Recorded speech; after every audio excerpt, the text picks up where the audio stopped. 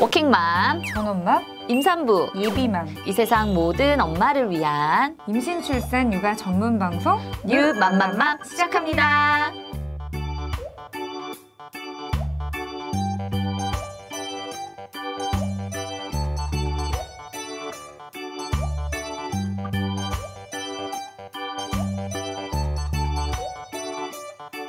땡님 안녕하세요. 안녕하세요.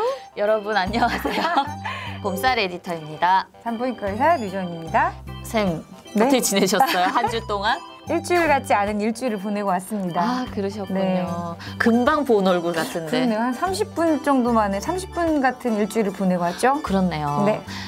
저희가 이제 좀 잡담을 좀 줄이고, 그럼요. 왜냐하면 너무 잡담이 많았었다는 이전 시즌에 대한 평이 좀 있어서 사생활은 좀 그만 털고. 그렇죠. 엑기스만. 맞아요. 그래서 코너를 좀 빨리빨리 진행하는 식으로 컨셉을 바꿨습니다. 저희는 첫 번째 코너로 넘어갈게요. 닥터류 알려주세요. 네. 아무리 설명해도 계속 묻는 질문이지 않나요? 아직도 이런 질문을 하지만 누구나 임신하면 한 번쯤 의심을 하게 돼요. 뭘까요?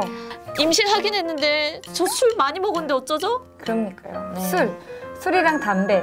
특히 이제 술 같은 경우는 임신인지 모르고 전날까지 먹었어요, 뭐 포금했어요라고 굉장히 많이 나오잖아요. 저잖아요.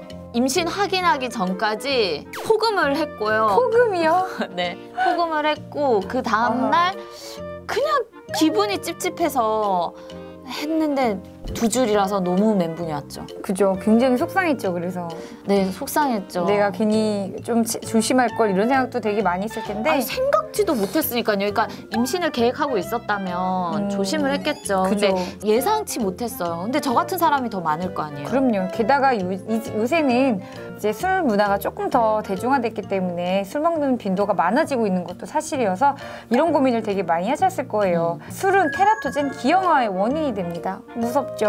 그래서 안 드시는 게 맞습니다. 근데 중요한 건 술은 절대 안 됩니다. 임신 중에 술을 먹으면 태아 알코올 증후군과 같은 무서운 질병에 야기시킬 수 있습니다. 태아 알코올 증후군은 이제 태아 알코올을 꽤 많은 빈도로 자주 노출된 산모한테서 나오는 건데요. 대표적인 동반된 특징으로는 안면기형, 성장 저하, 뇌발달 저하, 신경행동학적 저하 등이 있는데 이런 거는 정말 술에 많이 노출됐을 때 나오는 거고요. 그거 외에도 그러면 에탄올, 알코올과 관련돼서 생길 수 있는 기형에는 뭐가 있냐면 심혈관 질환, 척추 이상, 척추측만증, 콩팥 이상, 신경 이상, 정력 이상. 너무 무섭죠. 온몸의 모든 게 다 관련이 될 수가 있습니다.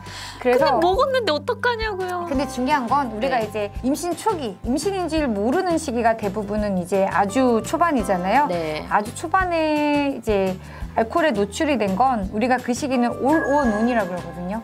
그러니까 너무 이제 포금을 해가지고 세포에 막 너무 에탄올이 큰 상처를 줬어요. 그래서 그게 복원이 안 되면 그걸로 인한 데미지로 무너집니다. 하지만 막 술이 들어갔는데도 우리 애기가 세포 분열을 딱딱딱딱 해서 애기집까지 생기고 성장을 했어요. 그러면 그때 먹었던 영양은 큰 영향이 없다고 보시면 됩니다. 이미 일단 다 워시아웃 되고, 됐다면. 그렇죠. 이미 다 지나가 버린 거고 다 회복이 됐기 때문에 크게 걱정은 안 하셔도 됩니다. 지금부터 안 먹으면 되는군요. 그렇죠. 임신을 확인하고부터 안 드시면 되고요. 너무 늦게 확인하면 그래서 조금 더 불안할 수는 있는데 이게 실질적으로 알고 나서부터 안 먹으면 크게 문제가 없다고 보시면 됩니다. 그러면 이제 생각할 거예요. 그러면 그냥 얼렁뚱땅 좀 한잔하면 안 돼? 와인은 먹어도 되는 거 아닙니까? 아니 그리고 주변에서 한 잔은 괜찮다고 자꾸 막걸리는 그냥 그런 먹어도 되는 거 악마들이 아닙니까? 있어요. 그러니까요. 네. 실질적으로 술을 주기적으로 많이 먹지 않으면 크게 영향이 없을 거라고 생각을 하지만 일례로 아주 적은 양의 술에 노출이 됐는데도 아이한테 기형이 나타났던 그런 전례가 꽤 많기 때문에 결론적으로는 안 돼요. 단 한 잔도 허용되지 않습니다. 그리고 또 하나는 아이를 원하시면 포금하지 마세요. 임신을 염두를 하고 있다면 한두 잔 정도 가벼운 음주는 크게 문제가 안 되지만 가능성이 있다면 술은 피하시는 게 좋습니다. 임신했는데 주변에서 술 권하는 지인들이 있다. 그러면 인연 끊어버리세요. 진짜 너무 나쁜 사람들이에요. 맞아. 그러니까 그런 거 괜히 신경 쓰고 뭐 눈치 때문에 뭐 어쩔 수 없이 먹었다 이러지 마시고 그냥 쿨하게 넘겨버리세요. 그리고 막 뭐라 하면 맘맘맘에서 당신 같은 사람이랑 놀지 말랬어. 이렇게. 괜찮나요? 네. 아, 쌤, 그러면 담배는요? 담배는 이제 이렇게 생각을 하더라고요. 담배는 명확한 테라토젠이 아니다. 기형아의 명확한 원인이 아니라고 이제 알려져 있죠. 그래서 담배는 좀 되는 거 아니야라고 하는데 담배는 정말 백해무익하죠.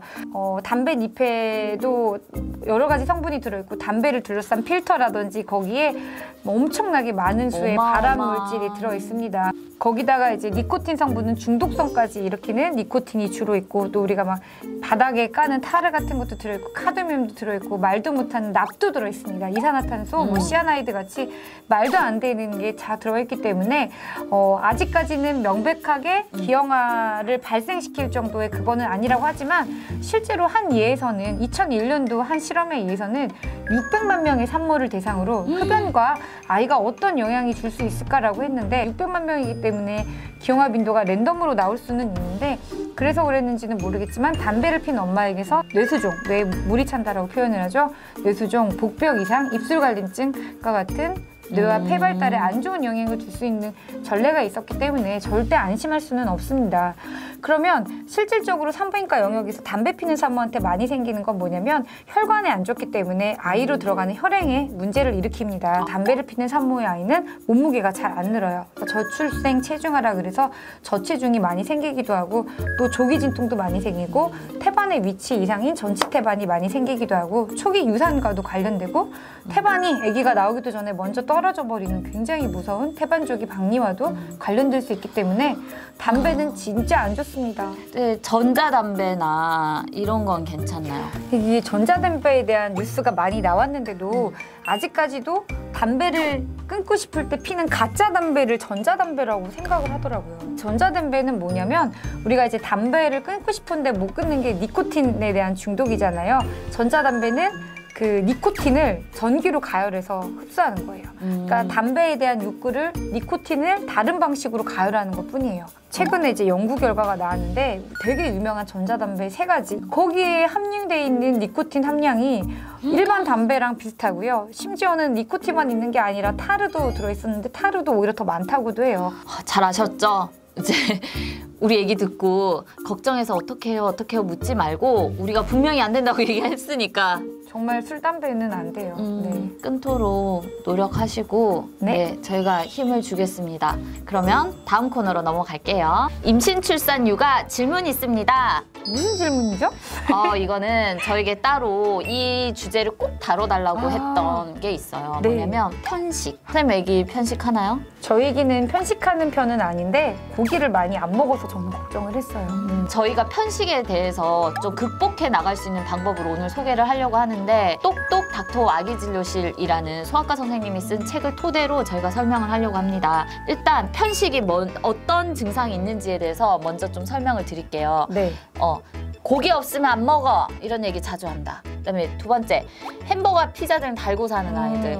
그다음에 3번째 특별히 패스트푸드를 밝히는 건 아니지만 특정 음식에 대해서 안 돼, 안 먹어 하는 거부 반응 있는 아이들. 그다음에 4번째는 좋아하는 반찬이 있으면 폭식하고 싫어하는 게 있으면 아예 뭐 먹을 생각도 안 하는. 5번째 그다음에 한 가지 음식을 질리지도 않은지 매일 해달라고 하는. 그러니까 이런 아이들이 결국에 다 편식에 포함된다고 생각하시면 돼요. 그냥 단순히 나 엄마 이건 안 먹어, 시금치 안 먹어야 하는 것만 편식이 아니라는 거죠. 일단 우리 아이들은 마음을 좀 이해해보면 편식을 하는 이유를 알 수가 있답니다. 뭔지 제가 처음부터 얘기를 해드릴게요. 일단 우리는 그걸 알죠. 이게 맛은 그닥 없지만 이걸 먹으면 몸이 좋아진다는 걸 아니까 건강을 위해서라도 먹죠. 근데 아이들이 뭐 그런 게 있습니까? 그런 개념이 있습니까? 그럼요.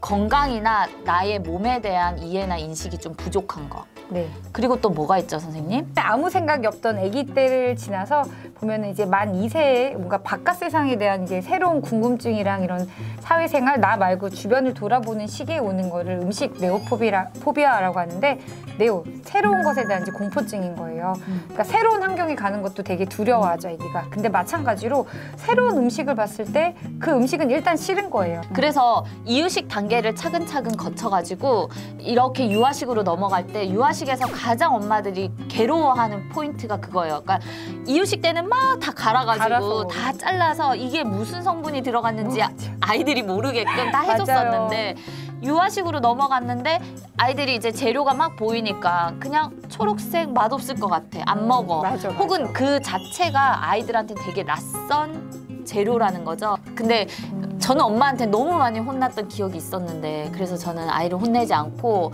뭔가 좋은 방법으로 해결하려고 듭니다. 그래서 지금 좋은 방법을 제가 또 배웠기 때문에 이걸 또 안 써먹을 수가 없잖아요. 네. 하나씩 설명을 해드릴게요. 주방놀이를 자주 하는 게 좋아요. 제가 뭘 이렇게 썩는 거, 계란을 터트리는 건 제가 하더라도 이거를 썩는 거 있잖아요. 그러면 민결아 이거 너가 섞어볼래? 그러면 그걸 다 만들면 민결이 엄마 만든 거다. 우리 맛 한번 볼까? 막 그래서 이렇게 먹고 그 과정을 좀 함께 하기도 하거든요. 그래서 단순히 실제 주방놀이가 아니더라도 그냥 요새는 주방놀이 장난감도 많잖아요. 많아요. 그거 가지고 먹어주고 와 어떤 맛일까? 뭐 이런 식으로 놀면서 해도 좋을 것 같아요. 애기들 같은 경우는 그 채소 같은 경우는 그 딱딱한 식감 때문에 굉장히 싫어하는 경우가 많기 때문에 식감보다는 그 특유의 향과 맛에 익숙해지도록 좀 작은 입자로 시작해서 크게 늘려주면 좋을 것 같아요. 맞아요. 그리고 음식이 우리가 그냥 당근, 뭐 오이, 뭐 배추 뭐 이렇게만 하잖아요. 근데 그게 아니라 그냥 나름 예쁜 이름 우리 붙여줄까? 파프리카에. 저는 이거 되게 많이 썼어요. 저희 애기가 버섯을 잘 먹거든요. 근데 여기서도 비슷하던데 쫄깃쫄깃 버섯 이러면 버섯의 장점을 극대화시켜주는 거예요. 너무 잘하셨네요, 쌤. 파프리카는 새콤달콤 파프리카. 좋아요. 그런 식으로 했고 콩 같은 것도 달달하거든요. 달콤달콤, 달달이 콩콩 이렇게 해가지고 콩하면 이미지가 왜 되게 맛없을 거라 그러는데 콩이 조금 달찍지근한 맛이 있거든요. 그래서 그거를 막 극대화해줬어요. 그래서 그런 방법들 저희가 오늘 좀 알려드린 방법들 좀 사용해서 편식하는 아이들 좀 식습관을 좀 바꿔주시면 좋을 것 같고 실제로 너무 조바심 내거나 화를 내거나 막 강요하거나 그러지 말고 놀이처럼 즐겁게 해주셨으면 좋겠습니다. 네오포비아는 만 5세에 끝난다고 합니다. 참으세요. 네네. 그러면 저희 다음 코너로 넘어갈게요. 부모에게 추천합니다. 아이 책을 들어가야죠. 부모님이 아이한테 읽어주면 좋을 책. 제가 오늘은 우와. 레인이라는 책을 갖고 왔습니다. 사실 영어 그림책이거든요. 네. 되게 쉽고 내용도 재밌고 이 하늘에서 내리는 비가 이 레인이 이렇게 글자로 이렇게 레인 이렇게 내리고 있어요. 그럼 저는 이거 레인 이렇게 막 읽거든요. 블루 스카이 이렇게 나가요, 그죠? 그리고 이건 뭐죠? 옐로우 선, 그다음에 화이트 클라우드 이렇게 나가거든요. 구름도 나오고 해가 사라지고 뭐 이런 것들이 있어요. 근데 이게 다 색깔과 이 자연의 풍경을 말을 해주고 있잖아요. 이 하늘이 먹구름이 끼는 거죠. 이렇게. 그러고 여기서부터 또 좀 재밌는 게 뭐냐면 레인이 내리기 시작한 거예요. 아까 먹구름이 생기고 비가 오기 시작하는데 어디에 비가 오냐면 레인 온 더 이게 재밌는 거예요. 레인 온 더 블랙 로드 이거 블랙 로드 위에도 내리고 그리고 또 어디 위에 내리냐면 레드카 위에도 내리는 거예요. 근데 이게 계속 반복이거든요. 계속 가는 거예요. 그래서 여기까지 레인 온더 어디에 내리지 하면 뭐 여기다 내린데 이거는 뭘까 같이 뭐 그냥 이렇게 놀면서 얘기를 해줘도 되거든요. 이렇게 막 장난치면 아이가 레인이 어디 위에 떨어진다라는 느낌도 알고 색깔도 알고 막 그런 식으로 되거든요. 그래서 레인이 계속 내립니다. 그 비가 빛인데 막판에는 무지개가 뜹니다. 화창하네요. 네네. 그래서 이렇게 해서 끝나는 그림책인데 아주 읽기 쉽죠? 이거 너무 쉬운 거예요, 그죠? 네. 그래서 근데 단순히 읽고 끝낸다기보다 뭐 재밌게 활용해 보시면 좋을 것 같아요. 이거는 근데 서점에서 구할 수 있는 건가요? 외국 서적 같은데? 네, 그럼요. 다 구할 수 있어요? 서점에서 그냥 이거 치면은 그냥 나오고 요즘에는 외국 도서들 일반 온라인 서점에서 많이 판매를 하니까 그냥 되게 그러네요. 쉽게 구할 수 있는 책이긴 해요. 이 책 되게 쉬우니까 좋네요. 약간 입문서처럼 쓰셔도 좋을 것 같아요. 되게 좋아할 것 같아요. 네네. 그러면 저희 요 아이 책은 이것으로 끝내고 부모에게도 문화생활이 필요하다. 그럼요. 필요하죠. 필요합니다. 오늘 소개해드리고 싶은 건 문화생활은 뭐죠, 쌤? 영화 서치입니다. 서치. 본 분도 되게 많으실 거예요. 이제 문제는 스포가 있습니다. 저희가 하는 얘기. 어떡하죠? 그래서 공지를 좀 해드리고 스포를 하는 방향으로. 일단 스포 없는 내용은 이 영화를 왜 우리 부모가 한번 보면 좋을까요? 내 아이에 대해서 다른 관점 혹은 다른 관점이 아니더라도 또 다른 모습이 있겠구나라는 걸 가늠할 수 있을 것 같아요. 그래서 전체적인 스토리로 보면 결국 아이가 실종인지 가출인지 어쨌든 사라졌고 거기서 아빠가 이제 온라인에 그런 여러 매체를 통해서 매체라고 표현하기 그런데 거의 SNS를 통해서 아이를 찾아나가는 그런 이야기고 딸이 나갔는데 이게 실종인지 가출인지 그걸 모른다는 게 이게 정말 그게 아이러니한 것 같아요. 너무 상상이 안 가죠. 애가 진짜 나간 건지 가출을 했는 건지 판단이 실종이 된 건지 그거를 판단하지 못했던 그 하루 이틀 걸리나요? 아빠가 얘가 나갔구나 없어졌구나라는 걸 확인하는데도 시간이 좀 걸리는데 지금까지 좀 궁금하셨던 분은 좀 보고 우리랑 요 얘기를 들으면서 지금부터 딱 끊고 그죠? 그래요. 지금부터 얘기를 좀 같이 있습니다. 들으면 좋을 것 같아요. 아이가 사라진 이후에 아빠의 이제 행적을 찾아 나가는 거잖아요. 근데 신기했던 게 온라인으로만 찾잖아요. 그쵸? 발로 안 띱니다. 발로 보통 우리가 발로 친구 학교 앞에서 우리 드라마 생각해보면 학교 앞에서 기다렸다가 친한 친구 오면 얘 너 누구 못 봤니? 탐문 수사하거나 이제 그런 거를 떠올리는데 91년생 감독이었어요. 그리고 아빠 주인공도 이제 IT 쪽에 일하는 실리콘밸리에서 일하는 아빠라 그런지 발로 뛰지 않고 온라인상으로만 아이에 대해 추적을 하는데 그래서 아이가 뭐 온라인에 뭐 페이스북이랄지 어디에 남긴 글에 대해서 뭐 주변 친구들이 좋아요를 눌렀거나 이런 친구들을 다 추적을 해나가는 거죠. 그 친구들은 되게 친하다라고 아빠는 판단을 하고 일일이 전화를 돌리는데 실제로는 나 걔랑 별로 친하지 않아요. 그렇죠. 어떻게 보면 자기 딸은 거의 외톨이에 가까웠고 결국 그런 식으로 얘기가 흘러가다가 이 아이가 진짜 어디에 어떻게 됐는지 계속 모르고 있다가 그러니까 담당 형사와 되게 사건을 풀어나가는 그 과정이 있는데 이제 애를 키우는 또 다른 여자 형사가 나오는데 하나의 일례가 있어요. 이제 마지막 결말과도 관계가 되는데 아이가 어떤 잘못을 자기 아들이 동네 사람들한테 거짓말로 어릴 때 경찰 모금을 한다고 돈을 이렇게 받아냈대요. 그래서 사람들이 그거를 거짓말인 걸 알고 빨리 다시 돈 돌려주세요 라고 했대요. 어떻게 해야 될까요 그러면?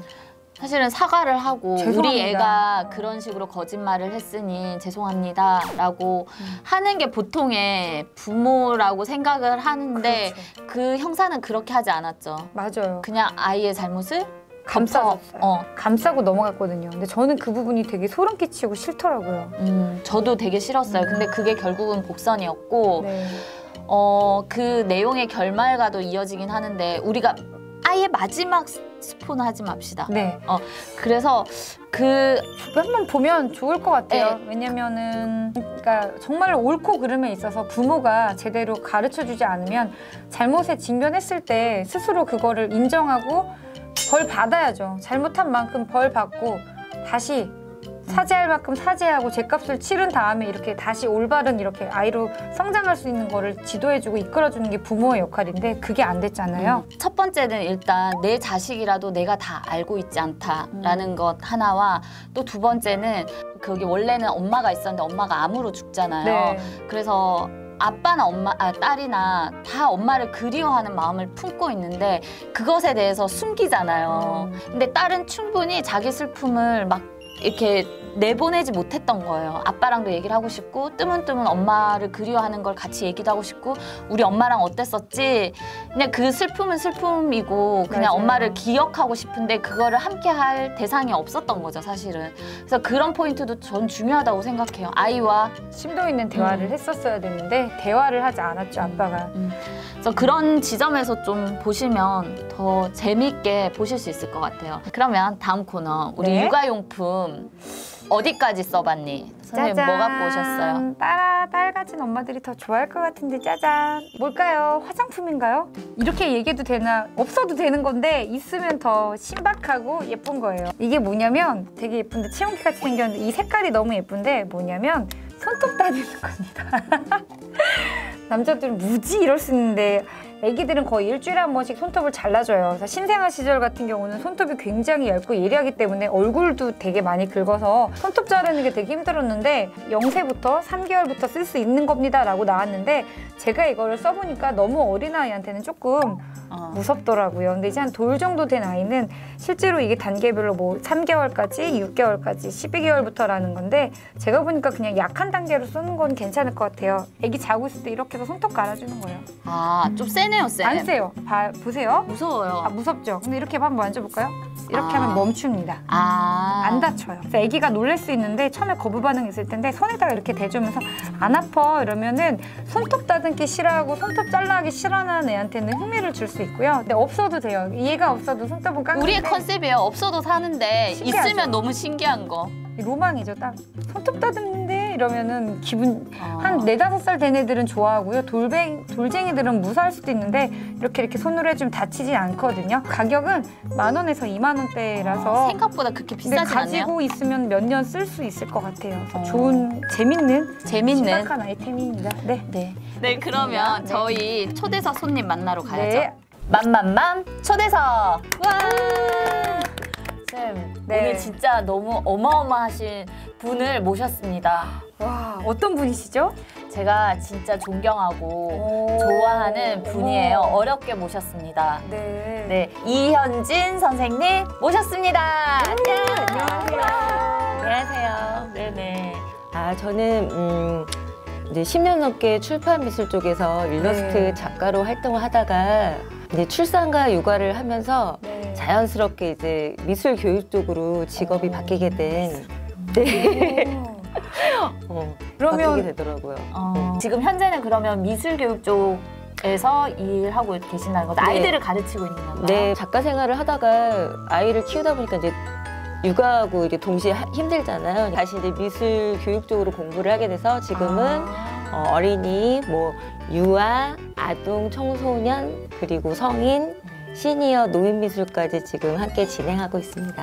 와, 미술이 굉장히 범접하기 어려운 미지의 세계 같기도 하고 맞아요. 어떻게 보면 되게 간단해 보이기도 하고 아무나 할 수 없는 그런 느낌이기는 하거든요. 어머님들이 되게 그걸 어려워하세요. 모든 사람들이. 근데 하나도 어렵지가 않고 오늘 아주 그 쉽게 제가 전문 용어를 별로 쓰지 않고 네. 쉽게 설명을 하도록 하겠습니다. 이현진 선생님께서 태교 미술 수업도 하시고 어린이 우와. 대상으로도 수업을 하시는데 제가 오늘은 부탁을 드렸어요. 임산부들을 위한 태교 미술 집에서도 할 수 있는 그런 거 하나를 소개해달라고 그랬고 하나는 또 엄마와 아이가 함께 할 수 있는 걸 좀 소개를 해달라고 그랬거든요. 지금 전에 에디터님께 들은 적이 있는데 출판 쪽에서 네, 그 제일 떠오르는 요즘에 그 신정어가 자존감? 맞아요. 그쵸. 자존감. 미술 쪽에서는 거의 탑을 달린다고 할 수가 있어요. 그러니까 자존감이요? 네. 자, 이게 나 주부이고요. 네. 이게 신랑이고 신랑은 파란색이에요. 아이는 빨간색입니다, 네. 지금. 근데 지금 주부님들이 이제 결혼을 하시면 많이 자기 색깔을 잊으세요. 그러니까 그 자아를 잃는다고 하죠. 그렇죠. 신랑을 받들고 아이는 거의 떠받들다 보니까 자기 색깔을 점점 잃게 되는데 그런 몇 년이 지나면 이제 신랑은 더 비비드한 파란색이 되고 네. 아이는 새빨간색이 돼요. 네. 그러면 엄마는 점점 우울증이 높아지게 되거든요. 네. 이제 이럴 때 어떻게 해야지 되냐. 엄마가 이 중심을 잡아야지 돼요. 그러니까 내 색깔이 하얀색인 거를 알고 있어야지 되거든요. 네. 신랑하고 나 사이에 이제 하늘색 관계가 나오게 돼요. 나를 알게 됐을 때. 자, 아이하고는 핑크색이 존재한다는 걸 알게 되고 엄마와 아이가 먼저 관계가 형성이 돼야지 아이하고 아빠도 형성이 될 수가 있어요. 네. 그러니까 그런 경우에 보라색이 나오겠죠. 네. 그러니까 서로 맞춰가는 거예요. 네. 그러다 보면은 처음에는 너무 개성이 강했던 그런 집이었는데 점점점 이제 색깔도 아까랑 다르잖아요. 점점점 이렇게 색깔이 많은 그런 가정이 되게 되거든요. 그러니까 여기서 이제 엄마들이 이렇게 자존감을 찾아야 된다는 이런 수업을 하고 있는데요. 이해가 되실까요? 엄마 마음이 사랑이 이렇게 가슴이 말랑말랑해져야지 신랑이 주는 사랑도 받을 수가 있고 네. 또 아이에게 그런 사랑을 조금 떼어줄 수가 있는 거예요. 근데 자기가 단단하지 않으면 아무리 주변에 사랑을 줘도 자기는 그럼요. 느끼질 못하는 거예요. 무색이면. 그렇죠. 저는 선 그리기 연습하고 네모난 네. 거 연습할 줄 알았는데 좀 제가 아, 생각한 다르세요? 거랑은 좀 다르네요. 또 다른 수업 한 번 더 들어보고 그러면 싶은데요. 제가 이제 첫 번째 이제 나의 색깔을 찾는 수업으로 네. 뭘로 부르세요 이게? 모래인가요? 아닙니다. 무지개? 자, 이거는 소금인데요. 아. 색소금병이라고 해요. 처음에 이제 파스텔에다가 색깔을 내고 가루를 네. 내고 소금을 섞으면 이게 색이 점점 바뀌게 돼요. 네. 그렇게 될 때마다 제가 이제 이야기를 하죠. 자, 단어를 떠올리세요. 네. 노란색 어떤 게 떠올리시나요? 병아리? 병아리? 저는 바나나? 바나나? 언제 먹었던 바나나? 우리 회사에서 월요일마다 과일을 주는데요. 정말 익지도 않은 샛노란 바나나를 자꾸 줍니다. 병아리는 언제 봤던 병아리요? 병아리요? 며칠 네. 전에 네. 아니 며칠 전에 애기랑 본 책에서 본 병아리? 아, 이렇듯이 이제 모든 색깔마다 자기의 경험들이 있어요. 네. 이제 그렇게 해서 색깔을 한 5-6가지를 만들어요. 네. 그 다음에 제가 병에 담을 때는 그거를 연도에 맞게 스토리를 담아서 담게 합니다. 나의 10대, 20대, 30대가 나오기도 하고요. 네. 아니면은 내가 신랑을 처음 만났을 때부터 뭐 연애 시절, 뭐 신혼여행 아이를 가졌을 때까지 나오기도 하고요. 자, 근데 이게 어떠세요? 얘기를 들어보시니까. 우리 수업하고 싶어요. 그러니까 소금 좀 싶죠. 갖고 오지 그러셨어요. 이런 식으로 어떤 색의 나의 이야기를 묻어내고 나만의 이야기를 담은 새로우세요? 병을 보면 느낌이 다를 것 그리고 같아요. 선생님 근데 그게 또 있을 것 같아요. 내가 되게 안 좋았던 암흑기도 그 다음에 소금이 덮어주잖아요. 그쵸, 그래서 그쵸. 그게 되게 과거 일 같고 아무 일도 아닌 일 같고 뭔가 이게 그냥 맞아요. 이렇게 있었던 일로 단순화시켜지는 그런 느낌이 드네요. 이제 아이 키울 때도 제가 항상 이제 제일 걱정하는 부분이 엄마 스스로가 자기에 대한 자아랑 그런 자존감 또는 정서적인 안정감이 있어야 아이를 잘 키울 수가 있는데 이렇게 맞아요. 뭔가 이제 임신 기간에 나에 대해 다시 돌아보면서 나의 어떤 그런 정신이라든가 이런 걸 안정을 취하고 너무 좋네요. 감동받으셨어요. 네, 정말 괜찮네요. 우시는 겁니까 지금? 아니 너무 괜찮은 것 같아서 태교가 될 것 같아요. 너무 막 지금 감정이 충만한데 아이 미술 갈까요 이제? 네. 얼굴이 궁금하면 뭘 보세요? 네? 거울이요. 거울을 보잖아요. 얼굴이 네. 궁금하면 거울을 거울, 보죠, 네. 우리는. 근데 아이의 마음이 궁금할 때는, 사람들의 마음이 궁금할 때는 그림을 보시면 돼요. 아이들이 그림을 그릴 때는 정말 솔직하고요. 그 다음에는 감정을 그리고요. 그리고 30년, 40년 산 저희처럼 객관적인 그림을 그리지 않고 상당히 주관적인 그림을 그립니다. 하루는 어떤 어머님이 전화가 오셨어요. 네. 우리 아이가 그림을 그려왔는데요. 바다가 빨간색이에요. 이러시는 거예요. 빨간색 바다를 그렸대요. 그래서 제가 인터넷을 막 찾아봤더니 이 아이는 화가 많고 분노가 치밀고 아무튼 문제가 있다고 나왔는데 어떡하면 좋죠? 이렇게 저한테 연락이 오셨더라고요. 저는 이제 질문이 하나였어요. 아이한테는 물어보셨나요? 엄마는 그때? 아니요. 대화를 했다가는 큰일 날 것 같아서 인터넷을 찾아보고 선생님께 연락드리는 거예요. 그래서 무서운 얘기를 아이한테 듣게 될까 봐. 그쵸. 아이가 뭐 이거는 핏물이에요 막 이럴까 봐. 그래서 제가 나중에 그 아이를 만났답니다. 네. 아이 그림이 너무 예쁘더라고요. 그래서 와 예쁘다. 바다를 그렸네.